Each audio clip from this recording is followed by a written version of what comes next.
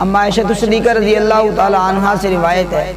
ارشاد فرماتی ہیں کہ ایک دن ایک صحابی رسول حضور کی بارگاہ کے اندر پیش ہوتے ہیں، آ کر عرض کرتے ہیں یا رسول اللہ صلی اللہ تعالی علیہ وسلم، میرے ماں باپ آپ پر قربان ہوں، یا رسول اللہ مجھے آپ سے بہت محبت ہے، اپنی اولاد سے، اپنے والدین سے، ساری دنیا سے زیادہ آپ کے ساتھ محبت ہے، لیکن یا رسول اللہ جب میں اپنے گھر کے اندر چلا جاتا ہوں بے چین ہو جاتا ہوں، اداس ہو جاتا ہوں، یا رسول اللہ مجھے آپ کی یاد آتی ہے تو میں فوراً آپ کی بارگاہ کے اندر حاضر ہو کر آپ کی زیارت کر لیتا ہوں، یا رسول اللہ میرے دل کو چین اور سکون آ جاتا ہے، یا رسول اللہ میں آج سوچ رہا ہوں کہ میں دنیا سے چلا جاؤں گا، آپ بھی دنیا سے تشریف لے جائیں گے، لیکن آپ جنت کے اندر ہوں گے، رب کائنات مجھے بھی ضرور جنت کے اندر داخل فرمائیں گے، لیکن یا رسول اللہ سوچتا میں یہ ہوں کہ آپ تو امام الانبیاء ہیں، آپ تو اعلیٰ درجے کی جنت کے اندر ہوں گے، یا رسول اللہ میں تو بالکل ادنا درجے کا جنتی ہوں، سب سے نیچے والی جنت کے اندر رہ جاؤں گا، لیکن یا رسول اللہ سوچتا میں یہ ہوں کہ اگر جنت کے اندر جا کر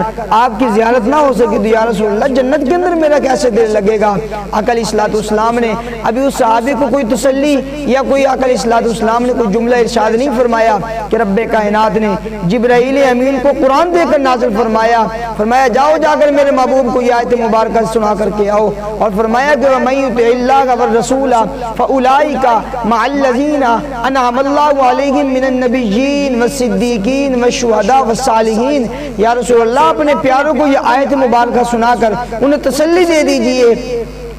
اور انہیں ارشاد فرما دیجئے جو شخص اللہ اور اس کے رسول کی اطاعت کرتا ہے، یہ ایسے لوگ ہیں اللہ اور اس کے رسول کی اطاعت کرنے والے کہ قیامت والے دن یہ نبیوں کے ساتھ ہوں گے، والنبیین والصدیقین اور صدیقین کے ساتھ ہوں گے، والشہداء شہداء کے ساتھ ہوں گے، والصالحین یہ لوگ صالحین کے ساتھ ہوں گے۔ معلوم ہوا کہ اگر ہم نے اللہ اور اس کے رسول کے ساتھ محبت کی تو قیامت والے دن بھی رب کائنات ہمیں محبوب کا ساتھ